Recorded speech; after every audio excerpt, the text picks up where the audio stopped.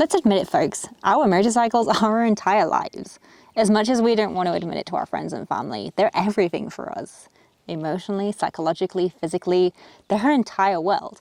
And so when it comes to strapping it down in the back of the van, there is nothing more fearful than the idea that you might just flop it against the van and break it. So I'm going to show you how I transport my motorcycle, particularly a bike that is way too big for me to be moving around. So let's jump in.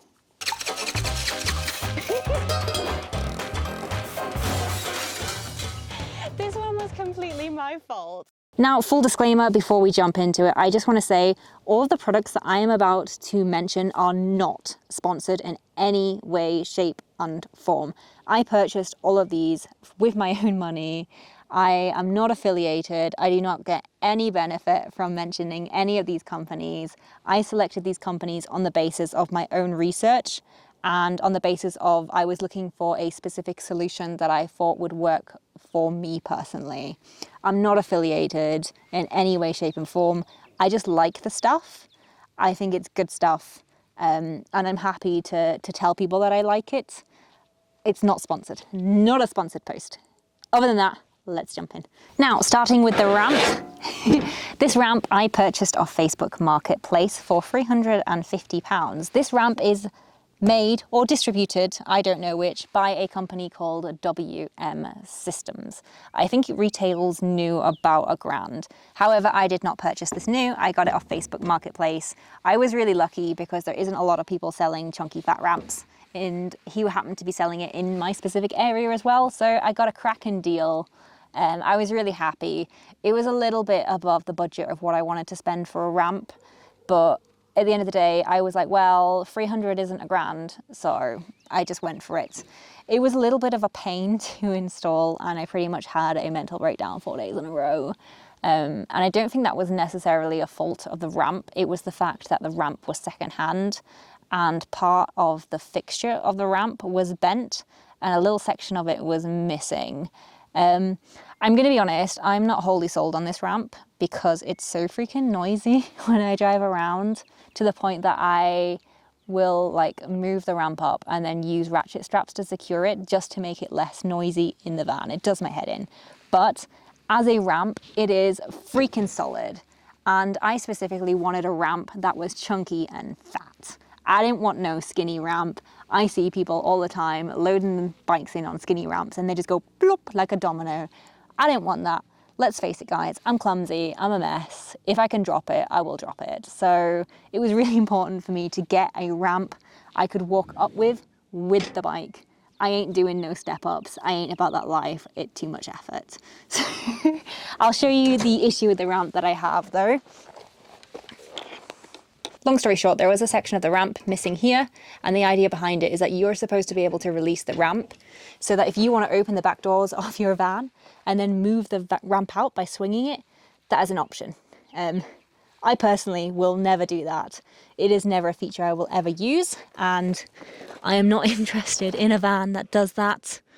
So it's probably going to be the case in the future that I do replace this ramp with something a little bit more solid. I want more solid than this.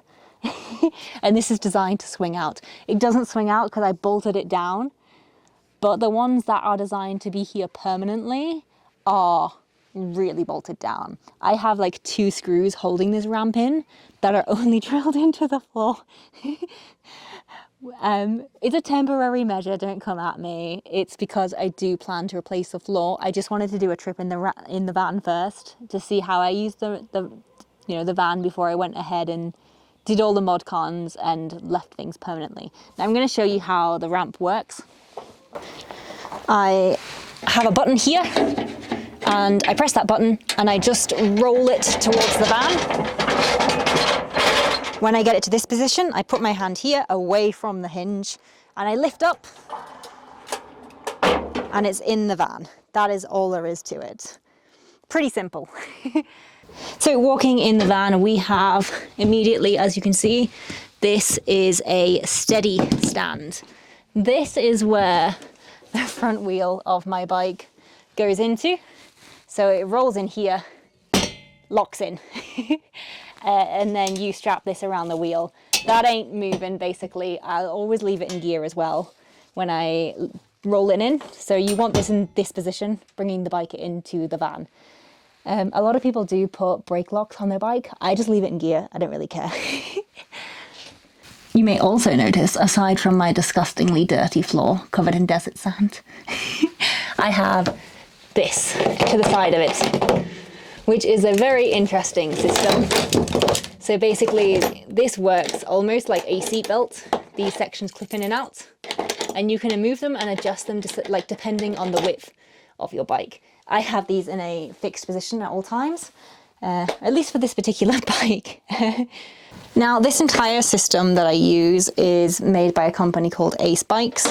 The wheel locking system at the front is known as their steady stand. I forget the name of the other bits and pieces, but basically we have a system that locks around the back wheel. So basically you have the front wheel locked into the steady stand, and then you have a system that locks around the back wheel. And then on top of that, as a safety net, I also have a system that goes over the handlebars, or it can be used to go over your bike seat, depending on what you're looking for. The rear section I absolutely love. It works flawlessly.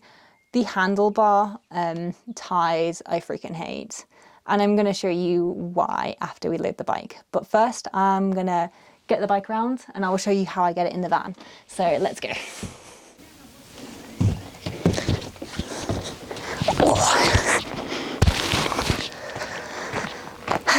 Okay, just gonna grab, ooh, this very heavy bike.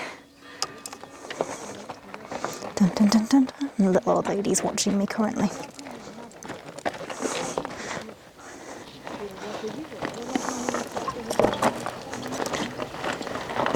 They're all staring at me.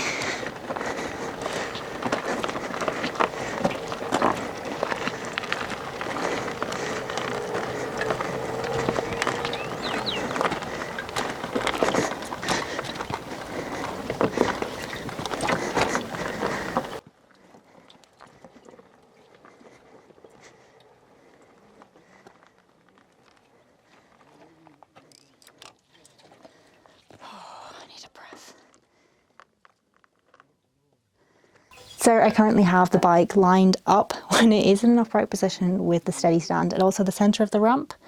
So I tend to wheel the bike in the center of the ramp and then I'll walk up down the side of it. I do not ride the bike in because I cannot touch the floor on the bike, and I very much want both feet on the floor. So let's go ahead and get it done. So I've got it in first gear. Oh, I need to put the side stand up. And then we're just going to line it up a little bit better. So we're just going to apply the front brake, apply the throttle, and then I don't want to be taking any of the weight of the bike. It's going to roll itself in, and then it's in. That is it. So currently I am holding onto the bike, and if I don't hold it on, it starts to wobble. It's not too bad, like both my hands are here. It is situated. However, the first thing we're going to do is grab this, and this goes through the center of the bike. My floor is so gross at the moment, I'm getting covered in dust. And we really want to make sure this isn't touching any of the spokes as well. So there we go.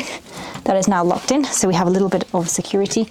The back, as you can see, when I wheeled it in, this pushed it forward. This ain't going nowhere. The bike is in gear. It can't roll anyway. It's such a genius thing. It basically works like a seesaw. Now on to the next section of the bike, because this alone is not enough to stop our bike from rolling away. So the next thing that I personally do is the rear locking system.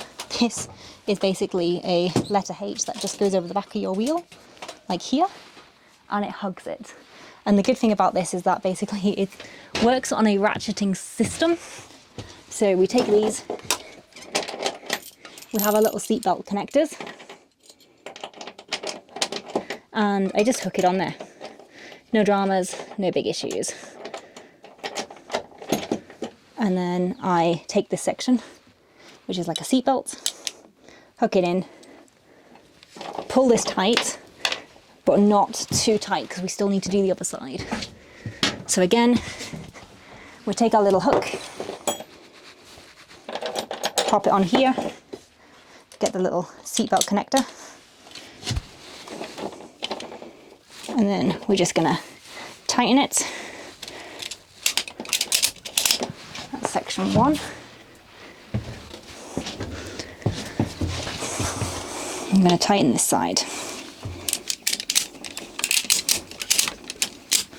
And then what I usually do from here, I'm going to bring the camera in, but long story short, I hug the back wheel. This is how I do this, because it's going to require a little bit of doing both hands. We don't want this to move from the center of the bike. We want the bike to sit in a central position. Sometimes our ground isn't central. So I balance the bike with my knees, and then I do one side at a time.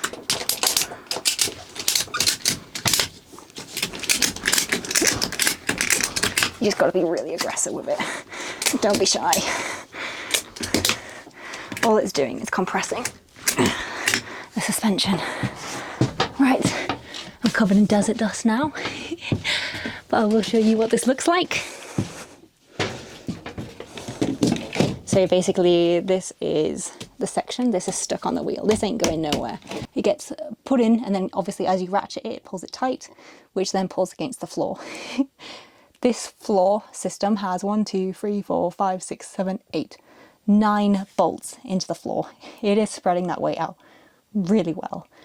The front strap is not as good as the rear, and I've had this fail on me a few times, and it mostly comes down to the fact that this strap doesn't have a ratchet on it, and so it relies solely on body strength. So again, we're just gonna carabiner this in. So this hooks on. So long story short, in order to secure it, instead of ratcheting it, you have to like pull these straps.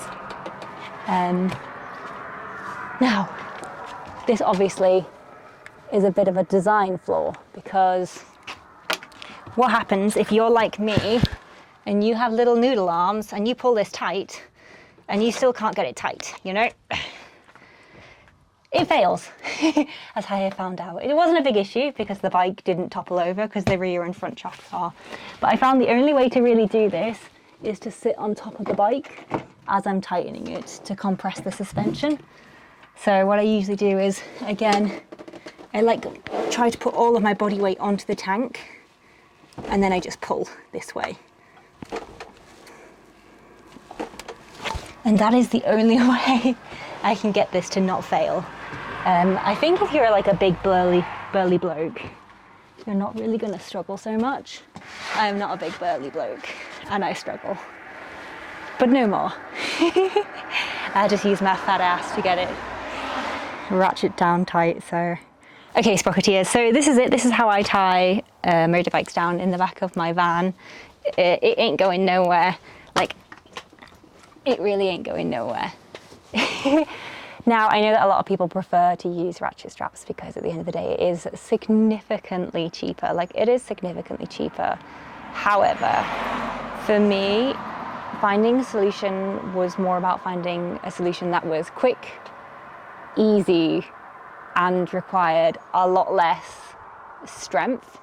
So like one of the problems with ratchet straps is that, you know, you have to really kind of detangle them every time and get them set up.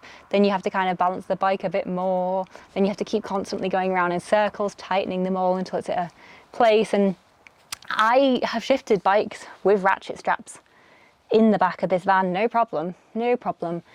It was just a big ball ache. And where I'm like sleeping with the bike in the van every night, I am unloading and reloading the bike. I wanted something that took like 5 minutes tops, and it doesn't take very long. I've done it very slowly today because obviously I'm doing a little bit of a demonstration for you guys, but I wanted something that was very quick.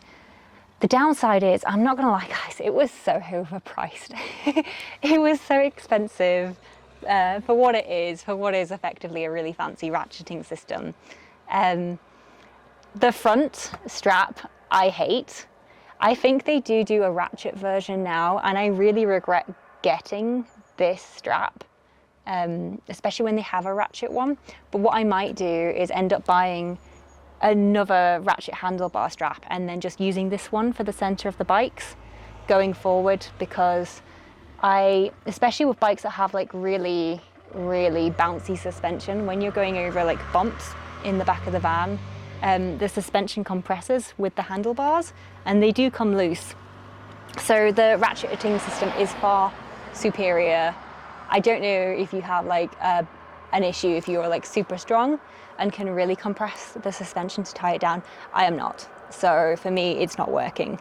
And for that reason, I will probably buy another pair that have ratchets like the back, because the back is phenomenal. It works so well.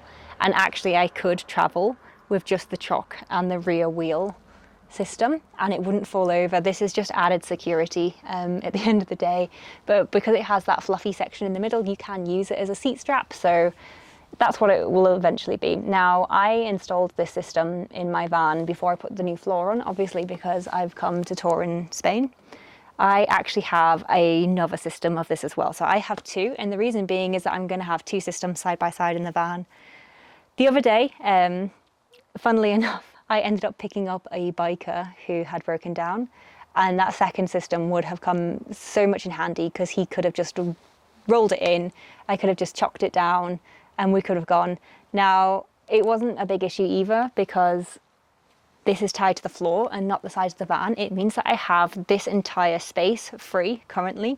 So we did actually manage to like squish it down the side of the bike. I undid the handlebar one and then we managed to get it in. And then I always carry a bag of extra ratchet straps because you never know when you're going to pick up a stray at the side of the road, those pesky bikers not maintaining their bikes. So we managed to get it in and we managed to ratchet strap it down. And so in theory, like this, I could carry 3 bikes. It would just be like one big bike and 2 teeny tiny bikes, but I'm probably going to get a second system. Mainly because I really like the idea of carrying a off-road bike and an on-road bike. I think that would be really cool. But yeah, so I really like this system. I think it was a lot of money. I think it was overpriced. I would buy it again. It's one of those little luxuries that once you have it, you're like, I'm never going back to ratchet straps. But yeah, no, I purchased it and then the money went out my account and I cried a little bit, and then it arrived, and then I really liked the quality of it, and then I purchased another one and cried a bit more. So anyway, I hope that this video was really handy. I hope you guys really liked my kit. I loved this when I first saw a photograph of it on Facebook. I loved it so much, but I didn't really know how it worked, and I was super curious about it, and well, I just thought I would share it because I do think it's a good system. I actually got the idea from Facebook Marketplace. When I was looking at doing a van up, I was basically trawling through every single listing on Facebook Marketplace for race vans to have a look how other people had done their vans.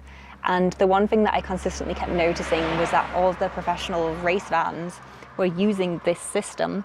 And I was just like, well, that looks a lot more simplistic than a ratchet. So I just went for it and decided to give it a try. But again, this video isn't sponsored by any of the companies I mentioned. I purchased these out on the basis of my own research. I'm really happy with it. It's probably what I would use going forward, minus the front handlebar strap that's going to get replaced. That's crap. But yeah, so anyway, I hope you guys have found this video helpful. I hope you've enjoyed it. Is it something that you guys would try, or would you not try? Would you be put off by the price? You know, let me know what you think in the comments below. I'd be really interested to hear. And in the meantime, if you guys do want to see more great bike content, don't forget to hit subscribe. My name's Safi Sprocket, and I'll see you next week. Bye.